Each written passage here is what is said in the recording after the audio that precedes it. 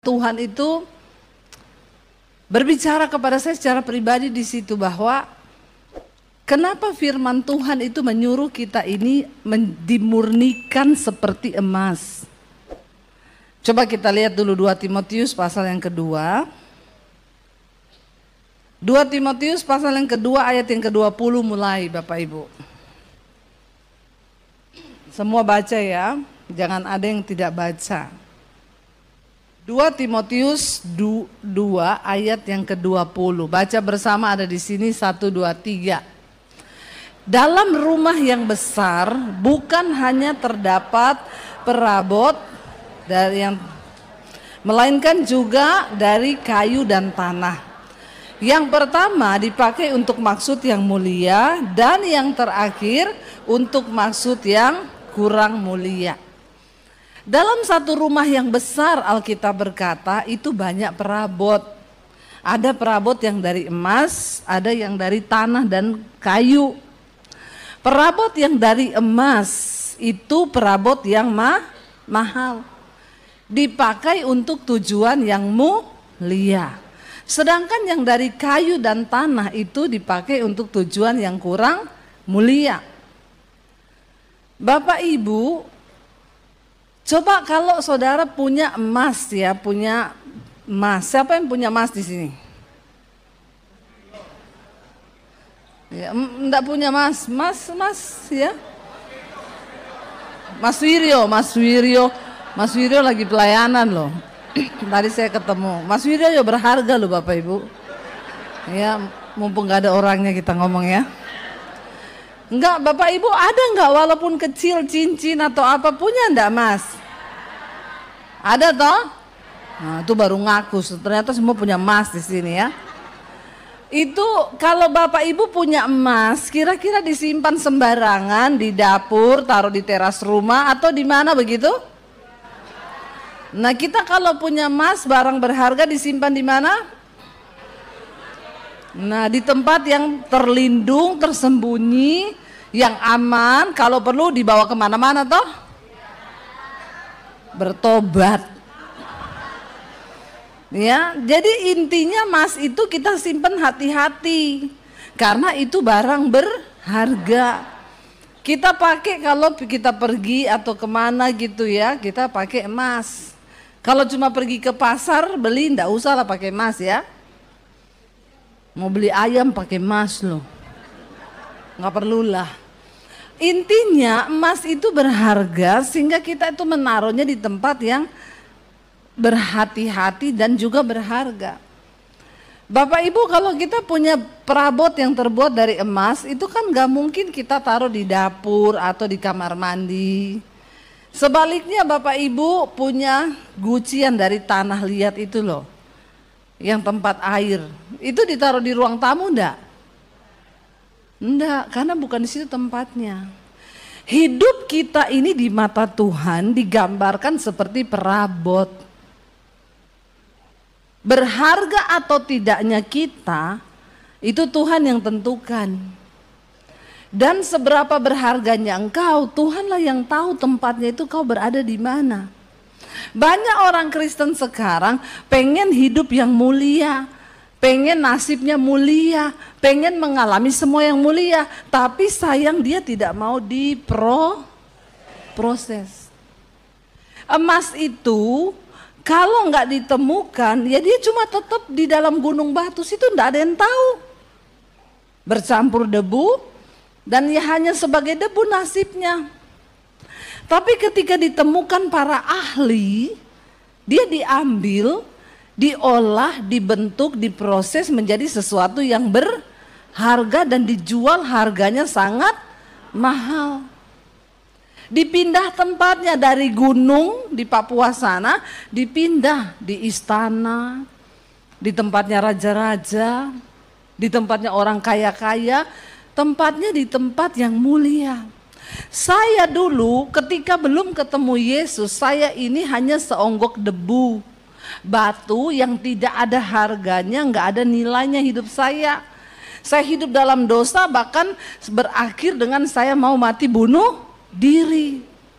Tapi ketika Tuhan Yesus menemukan saya, Saya tuh diambil dari tempat yang orang nggak tahu, orang nggak kenal, hidup saya diambil, lalu dibentuk dan diproses. Saya mau tanya, proses itu enak enggak? Mau diproses? Proses enak apa enggak? Mau diproses? Walaupun enggak enak? Tenane? Beneran? Iya? Ya begitu, kalau kita mau dipakai Tuhan harus rela untuk diproses. Itu emas kalau dia bisa berteriak sakit-sakit, dicungkilin pakai alat berat begini, batu besar dihancurkan sampai jadi kayak debu, lalu dia dipisah, diayak, dibakar di dalam pemanasan ribuan Celcius panasnya, baru dia meleleh jadi emas. Baru terpisah mana yang murni, mana yang tidak. Saudara, kalau kita mau dipakai Tuhan menjadi perabot yang berharga, maka kita juga harus bersedia untuk mau dibakar panas-panas? Ayo, dihancurkan mau? Diremukkan mau? Beneran? Baru difitnah sedikit sudah. Dia kira saya ini siapa? Berani-beraninya fitnah saya. Ada yang begitu di sini?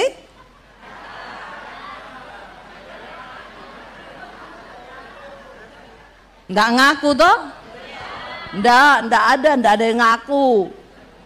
Ya, baru disinggung sedikit, baru diperlakukan tidak enak, sudah egonya muncul. Belum tahu dia itu siapa saya. Saya diginiin, di mana harga diriku? Piro harga dirimu ki piro? Maaf, udah ndak ada harganya kita di hadapan Tuhan ini, sudah hancur kita ini, sudah nggak ada harganya karena harga kita sudah lunas dibayar oleh Kristus. Amin. Nah ini tepuk tangan, ya. Makanya kalau kita mau direndahkan, difitnah, terima saja. Amin. Nggak usah protes, nggak usah marah. Waktu diproses Tuhan, terima kasih Tuhan. Aku bersyukur. Amin. Nggak usah marah.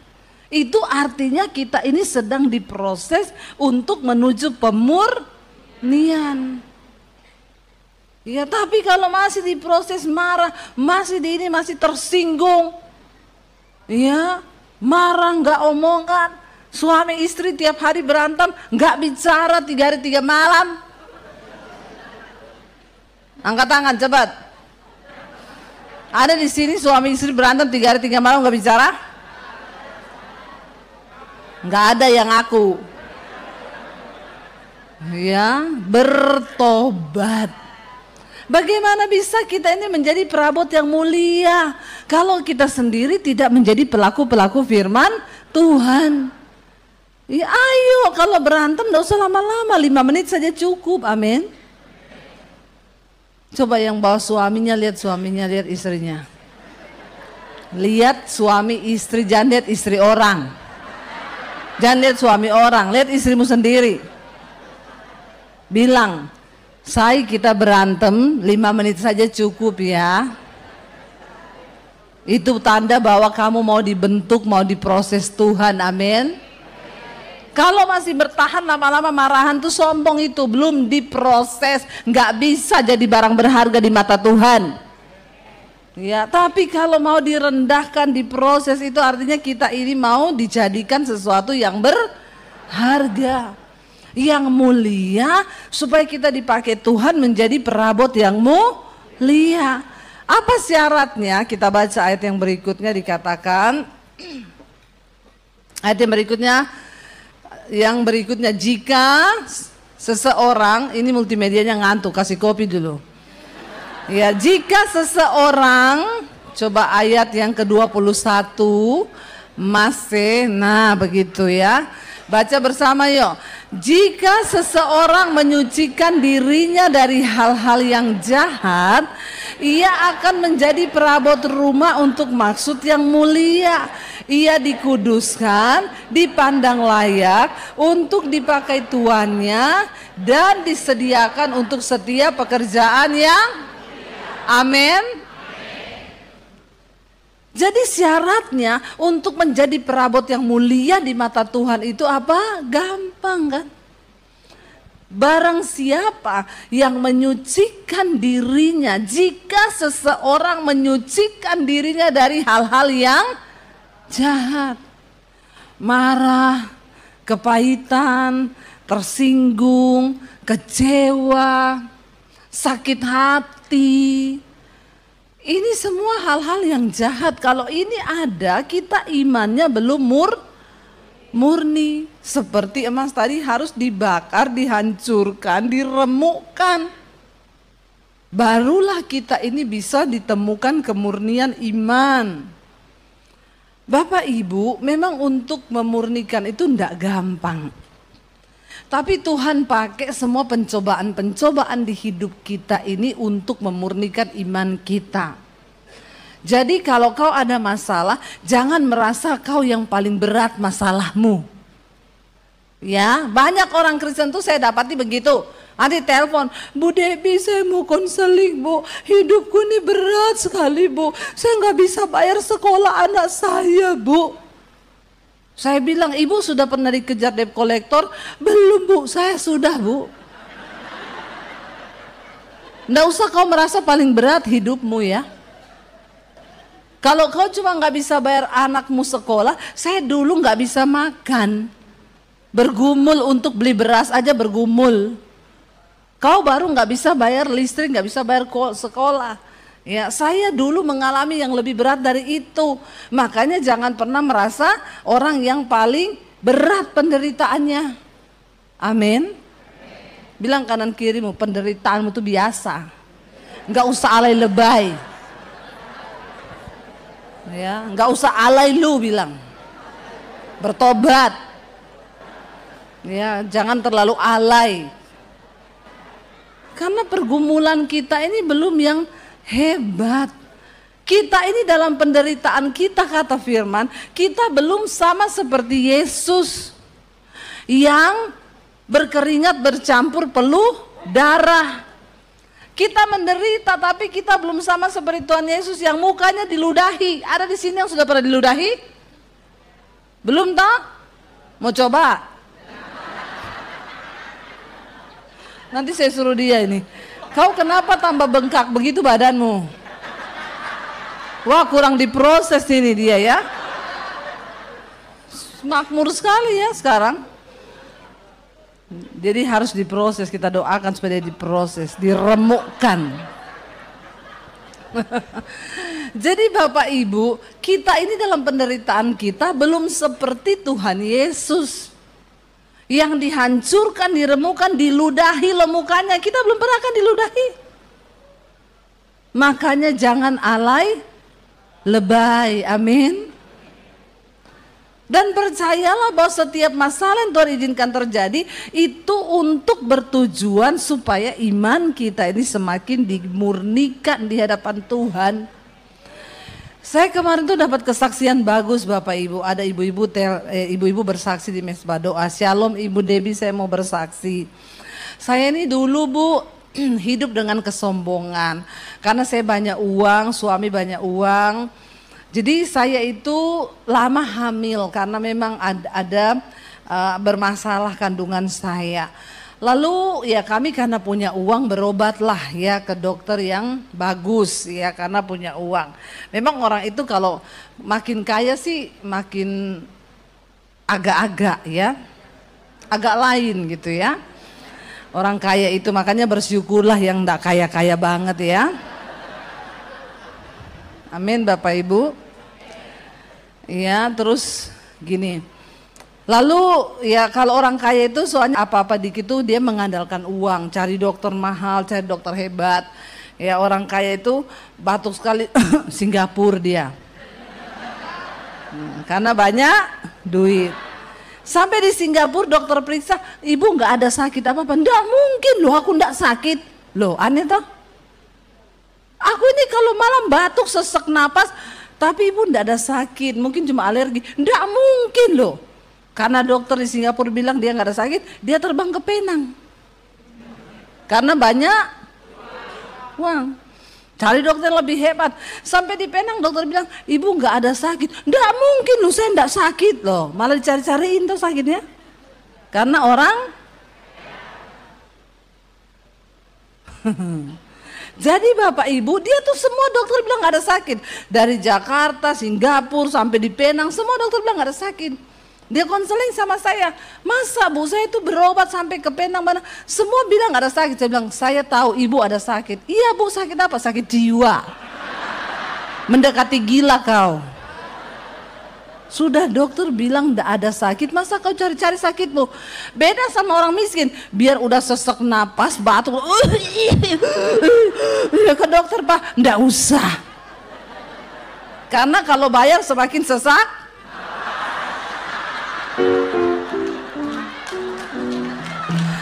Nggak usah tepuk tangan. Ngapain sih tepuk tangan?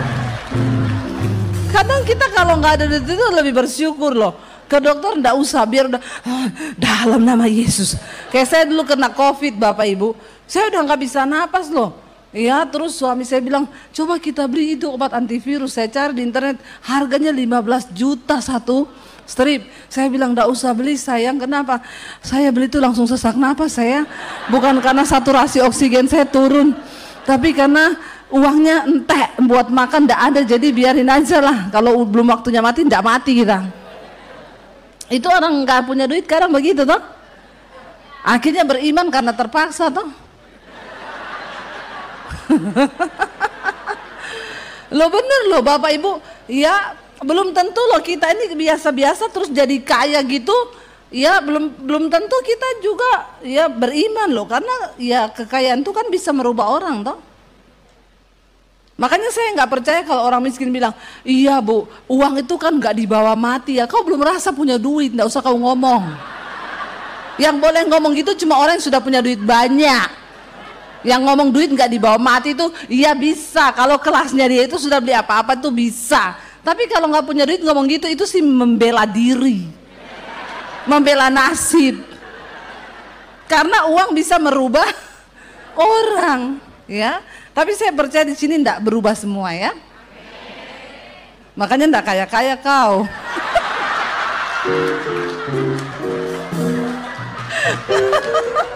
Kenapa? Amin gitu ya. Iya Bapak Ibu, jadi ya kita ini, nah itu kesaksiannya tadi tuh dia bilang gitu. Akhirnya dia berhasil berobat ke dokter, singkat cerita dia hamil. Ketika hamil anak yang pertama berapa bulan gitu flek dia. Akhirnya keguguran, anaknya meninggal. Suaminya karena punya uang, kita pindah dokter yang lebih mahal. Ya, karena punya uang. Berobat ke dokter, makanya saya juga heran kadang-kadang ya dunia ini tidak adil. Orang miskin anaknya 12. Toh? Ya, betul enggak? Betul toh? Ya, betul loh, kadang-kadang saya lihat ya orang kaya pengen punya satu aja tidak bisa-bisa loh. Itu kenapa begitu ya Bapak Ibu ya? Apakah itu keadilan Tuhan? Tapi enggak juga ya. Iya loh benar. Dan memang ya saya itu ngomong sama suami, saya ketemu anaknya orang kaya ini. Dia punya anak satu tok, saya bilang, kenapa anakmu satu tok? Ih sekarang itu apa-apa mahal bu, sekolah mahal, ini mahal. Padahal anaknya orang kaya loh. Saya jawil suami saya, kita dulu miskin, tiap tahun hamil loh. Nggak mikir sekolah mahal, nggak mikir kuliah mahal, pokoknya punya anak aja gitu, karena imannya besar. Iya enggak? Itu jadi pertanyaan sampai sekarang buat saya. Orang miskin anaknya banyak, orang kaya mau punya anak satu enggak bisa. Coba bayi tabung, bayi apa, bayi tabung, bayi semua dicoba enggak bisa loh. Ya enggak tahu itu rahasia Tuhan ya. Akhirnya karena dia punya banyak uang, pindah dokter yang lebih mahal. Obatnya mahal, dokternya mahal. Berobatlah di situ. Dokter bilang, iya ibu, ini ada virus di kandungannya. Jadi setiap kali hamil pasti virus itu membunuh bayinya itu. Tapi ini kita coba berobat. Yang kedua hamil lagi. Karena dokter mahal. Sama, baru berapa bulan tiba-tiba flek, keguguran, mati lagi anaknya. Lalu ibu itu stres, tertekan, dia bilang hidupku tidak berharga, suamiku pengen punya anak, mertuaku pengen punya anak, aku ini jadi wanita yang tidak berguna, lebih baik aku bunuh diri. Dia terpikir untuk bunuh diri. Sampai di satu titik yang terendah, dia akhirnya berpikir, kenapa saya nggak cari Tuhan? Dia buka-buka YouTube Bapak Ibu. Dia bilang ketika saya buka YouTube saya dapat khotbahnya Bu Debbie yang judulnya dosa yang tidak terampuni. Dan di situ ternyata saya khotbah, saya bilang ada dosa yang tidak terampuni, yaitu dosa menghujat Roh Kudus. Apa itu menghujat Roh Kudus? Roh Kudus itu roh penolong yang dipakai untuk mengingatkan kita akan dosa. Kalau Roh Kudus bicara satu kali, cari Tuhan, tinggalkan dosa, tidak bertobat, kita sudah menghujat. Nanti dia bicara lagi, kita nggak mau lagi, kita tidak dengar, dia ngomong lagi, kita nggak dengar. Itu artinya kita menghujat Roh Kudus. Dan orang-orang yang seperti ini pasti mati binasa. Dosanya nggak terampuni karena nggak mau bertobat. Dia bilang waktu saya dengar khotbah ibu itu, saya hancur hati, saya merasa saya ini kotor, saya banyak dosa Bu. Saya nangis sama Tuhan. Lalu di situ saya dipulihkan Tuhan. Setiap hari saya dengerin khotbah ibu, saya ikut mesbah doa, mesbah syukur. Lalu dia bilang gini, dan Bu, saya ini dulu orangnya pemarah, tersinggungan, egois, sombong, suka berantem dengan suami saya karena saya marah-marah. Nanti kalau marahan berhari-hari kita nggak omongan. Saya tidak pernah mau minta maaf karena walaupun saya yang salah, saya sombong sekali. Tapi ketika saya dengar khotbah ibu, Tuhan jawab saya. Tuhan murnikan saya Bu. Perlahan Tuhan ingetin saya, buang kesombonganmu, minta maaf ke suamimu walaupun dia yang salah. Saya akhirnya berdamai duluan. Itu berat, itu dihancurkan egonya, dihancurkan kesombongannya. Akhirnya saya mulai berubah menjadi orang yang tidak marah-marah, nggak tersinggungan, nggak kepahitan, nggak apa dikit ngambek. Akhirnya saya dipulihkan. Waktu saya dipulihkan, suami saya melihat perubahan hidup saya. Lalu suami saya juga dipulihkan. Karena pertobatan itu membawa dampak. Maka Alkitab berkata, satu orang bertobat seisi rumah diselamatkan. Demikian juga marah-marah itu menular. Amin Bapak Ibu. Kalau di situ ada suami yang marah-marah, pasti di situ ada istri yang bikin jengkel. Amin Ibu-ibu. Iya.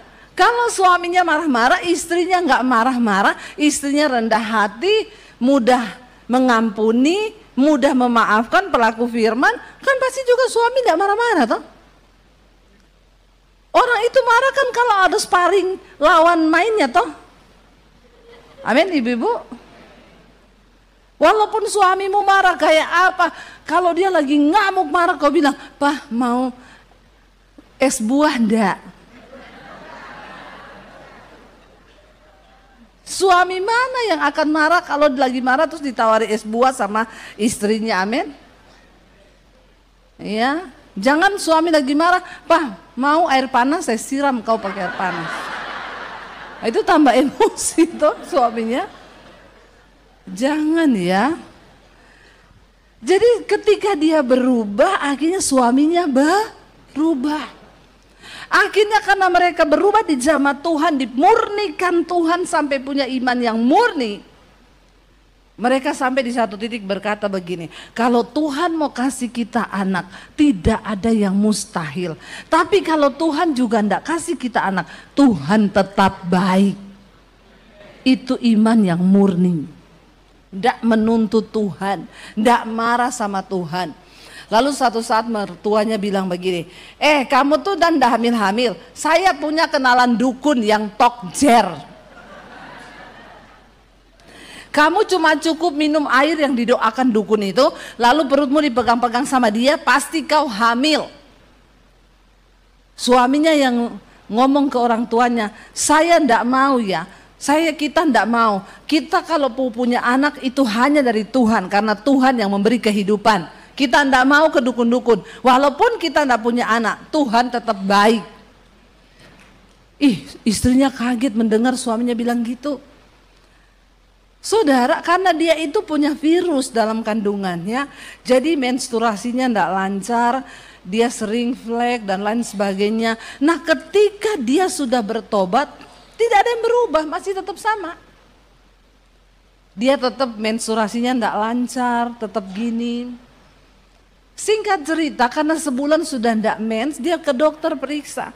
Dokter bilang, ibu hamil loh, sudah 1 bulan lebih ini, 4 minggu lebih ini kandungannya. Oh iya dok, iya. Ketika tahu hamil, kembali iblis mengintimidasi, pasti juga mati. Tapi dia bilang, kami ikut mesbah doa tiap malam Bu. Setiap kali Bu Debbie berdoa, anak keturunan ilahi Tuhan beri dalam kandungan. Kami berdua tumpang tangan. Kali ini kami tidak berusaha cari dokter hebat, cari dokter mahal. Kami tidak berusaha beli obat hebat, beli obat mahal. Kami berlutut di kaki Tuhan, memohon pertolongan dan penyertaan Tuhan. Dan kami imani bahwa anak itu adalah pemberian Tuhan. Bapak Ibu, saat mereka berdua sudah dimurnikan Tuhan, ya, dengar baik-baik. Dia tulis begini terakhir, dan ibu tahu ketika saya menulis kesaksian ini ibu, anak kami sudah lahir dan sudah berumur 4 bulan. Wow. Padahal selama masa kehamilannya iblis terus mengintimidasi, dia sempat beberapa kali flek keluar darah. Tapi dia terus beriman, gak lagi cari dokter hebat, tapi taruh imannya kepada Tuhan. Orang kalau hidupnya sudah dimurnikan, dia diangkat Tuhan, diberi janji Tuhan, dan kesaksiannya saya saksikan di depan saudara hari ini. Dia bersaksi di YouTube saya, bayangkan tuh yang dengar ratusan ribu orang. Dia menjadi alat bagi kemuliaan Tuhan. Kenapa? Karena dia mau diproses sama Tuhan, berubah hidupnya. Bapak Ibu, kalau kau tidak pernah mau berubah hidupmu, kau gak akan pernah dianggap Tuhan menjadi perabot yang mulia dan berharga. Coba kita lihat, buka 1 Petrus pasal yang pertama. 1 Petrus pasal yang pertama, kita baca ayat yang ke 6. 1 Petrus 1 ayat yang ke-6.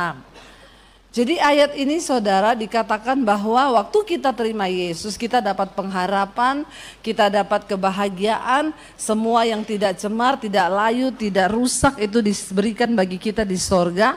Dan ayat ini berkata begini, bergembiralah akan hal itu, sekalipun sekarang ini kamu ketika harus berduka cita oleh apa? Berbagai-bagai pencobaan. Orang yang sudah ikut Yesus, percaya Yesus itu bukan berarti hidupnya tanpa masalah. Kita sudah ikut Yesus, ya tetap juga kita akan mengalami banyak yang namanya ujian dan pencobaan. Tapi kita tahu, ayat yang berikutnya berkata ayat 7, maksud semua pencobaan itu ialah untuk apa? Membuktikan kemurnian apa? Imanmu yang jauh lebih tinggi nilainya daripada emas yang fana. Ternyata ada sesuatu yang lebih berharga daripada emas, yaitu iman yang murni di hadapan Tuhan. Jadi hari ini kalau saudara nggak punya emas, nggak usah sedih. Karena kau punya iman yang murni itu lebih berharga daripada emas. Kata firman Tuhan. Amin Bapak Ibu. Dikatakan di sana yang diuji kemurniannya dengan api. Ya, Sehingga kamu ketika kamu diuji dengan api itu kamu lulus, kamu akan memperoleh apa? Puji-pujian dan kemuliaan dan kehormatan pada hari Yesus Kristus menyatakan dirinya. Katakan amin. Kita berdoa supaya kita ini semua lulus sampai garis akhir. Bukan hanya menerima mahkota yang dijanjikan Tuhan, tapi sampai pada Yesus menyatakan dirinya, kita menerima puji-pujian, kemuliaan, dan kehormatan. Ayo terus setia sampai di garis akhir. Ayo terus berjuang. Ketika ada masalah jangan lari, bilang Tuhan terima kasih, murnikan aku Tuhan, murnikan. Amin Bapak Ibu. Orang itu melihat Debbie Basir yang sekarang. Saya berapa kali dengar orang bilang, enak banget ya jadi Bu Debbie ya hari ini. Saya tanya, kau mau enggak mengalami proses yang saya alami dulu? Ketika saya diusir dari keluarga saya makan aja nggak tahu mau makan di mana. Nggak ada uang 1 sen pun. Ya, bahkan bertahun-tahun, puluhan tahun diuji. Imannya terus diuji, sampai kita sudah berkeluarga terus diuji. Ya, rasanya nggak ada jalan terbuka, rasanya ikut Tuhan kok seperti ini, melayani Tuhan kok seperti ini. Tapi kita tetap setia karena satu hal yang kita pegang, bahwa semua pencobaan itu tujuannya untuk membuktikan kemurnian iman kita yang nilainya jauh lebih tinggi daripada emas yang fana di dunia ini. Katakan amin Bapak Ibu. Jangan mudah menyerah, jangan mudah putus asa di tengah jalan. Jalani setiap proses hidup kita itu dengan ucapan syukur. Dan pastikan kita berjuang sampai di garis akhir. Nggak ada yang tahu hidup ini sampai kapan. Karena itu berhentilah bersungut-sungut. Berhentilah saling menyalahkan suami istri. Hidup dalam kebenaran, hidup dalam damai sejahtera. Sampai pada akhirnya Tuhan datang dan dia berkata, sungguh terbukti kemurnian imanmu. Emas yang dimurnikan itu tidak gampang. Dibakar, diproses, dihancurkan. Tapi ketika dia sudah dihasilkan menjadi emas murni, harganya itu mahal. Dan Yesus sendiri yang berkata bahwa ketika engkau sudah diproses, aku mengangkat engkau menjadi perabot rumah yang mulia dan disediakan untuk setiap pekerjaan yang mulia. Bapak Ibu, ada begitu banyak hal besar yang Tuhan sediakan bagi kita anak-anaknya di akhir zaman ini. Tapi Tuhan mencari bejana-bejana yang murni, yang siap untuk dia beri kemuliaan itu. Biar hari ini Tuhan lihat setiap kita mau diproses dan siap menerima kemuliaan itu. Tidak selamanya kita harus mengerti jalan Tuhan. Tapi untuk selamanya kita harus belajar percaya kepada Tuhan. Sekalipun mengikuti jejaknya itu berat. Seringkali apa yang kita mau secara daging tidak terjadi. Tapi percaya saudara, waktu kau ikut jejaknya Tuhan. Ayub berkata begini saudara. Perintah dari bibirnya tidak kulanggar. Dalam sanubariku kusimpan ucapan mulutnya. Mari dengarkan firman Tuhan dan simpan itu dalam hatimu. Waktu engkau menyimpan firman dalam hatimu, maka firman itu yang akan menuntunmu saudara.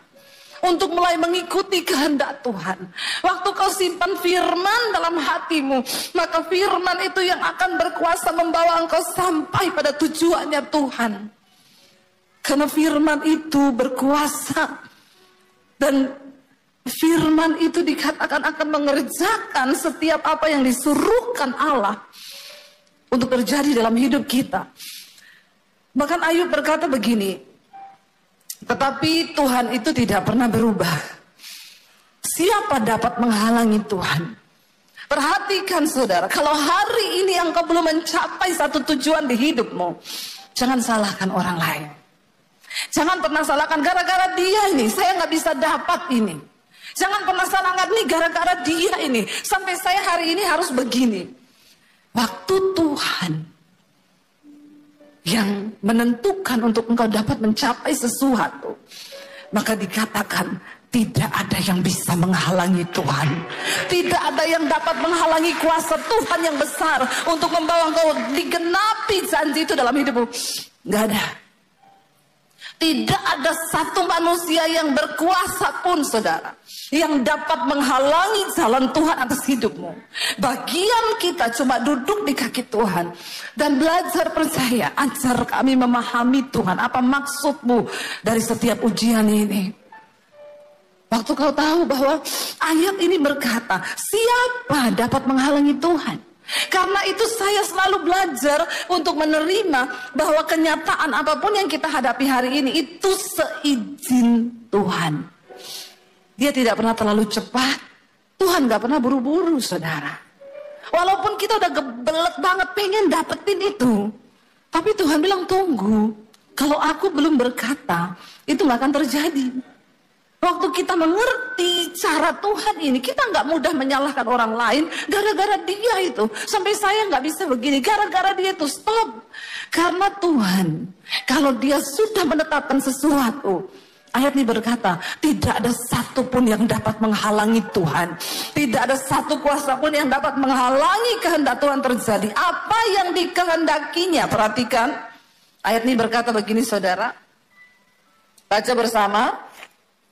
Apa yang dikehendakinya dilaksanakan juga. Karena apa? Ia akan menyelesaikan apa yang ditetapkan atasku, dan banyak lagi hal yang serupa yang dimaksudkannya. Tuhan akan melaksanakan ketetapannya atas hidup kita. Hari ini bagian kita berkata, Tuhan, tuntun aku berjalan di dalam jejak-Mu. Hari ini banyak hal yang tidak kami mengerti. Waktu-waktu ke depan mungkin masa yang suram, kekelaman. Tapi waktu Engkau datang dan berkata pada Tuhan, aku mau Tuhan ajar kami memahami semua rencana-Mu atas hidup kami. Maka dia Tuhan yang turut bekerja, mendatangkan kebaikan atas hidup kita. Bangkit berdiri bersama saudara. Angkat hatimu pada Tuhan. Serahkan hidupmu kepada Tuhan malam ini. Ini adalah titik balik. Bilang Tuhan, biar malam ini menjadi titik balik hidupku kepada Tuhan. Kami datang Tuhan, memberi hidup kami kepada-Mu. Bahwa lidah kami hanya memuji Yesus.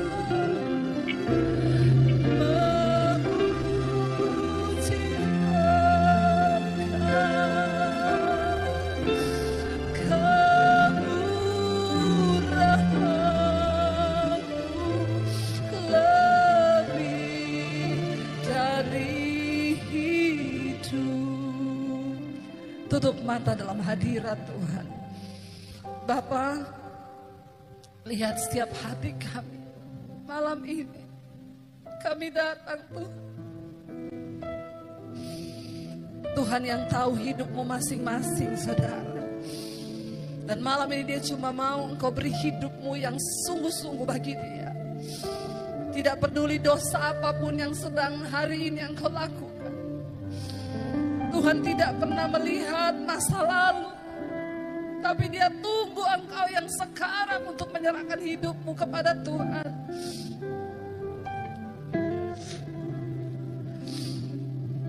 Ini hidup kami Tuhan Yesus. Berapa banyak di antara saudara yang mau sungguh-sungguh menyerahkan hidupmu pada Tuhan? Angkat tanganmu di tempatmu, saya akan berdoa. Tuhan, Engkau melihat setiap tangan kami yang terangkat kepadamu Tuhan. Ini kami di atas kota Palangkaraya ini Tuhan. Kami datang menyerahkan hidup kami kepada Tuhan. pencurahan-Mu nyata di hidup kami, Bapa. Ya Yesus, kami tahu malam hari ini surga bersorak-sorai melihat setiap anak-anak-Mu datang menyerahkan hidup mereka kepada Tuhan. Jesus, sebab tidak ada persembahan yang menyenangkan hati Tuhan selain persembahan hidup yang kudus dan yang berkenan kepada Allah. Apapun keadaan kami malam ini, kami mau berkata sekali Yesus, kami mau tetap pilih Yesus saja dalam hidup kami. Tuhan, apapun yang sedang mereka alami dalam hidup mereka malam ini, hamba percaya Engkau yang Maha Tahu. Yang terikat dengan dosa sudah dilepaskan dalam nama Tuhan Yesus. Yang sakit malam ini Tuhan sembuhkan dalam nama Yesus. Yang mengalami pergumulan yang berat malam ini Tuhan lepaskan dalam nama Yesus. Kami mau berkata malam ini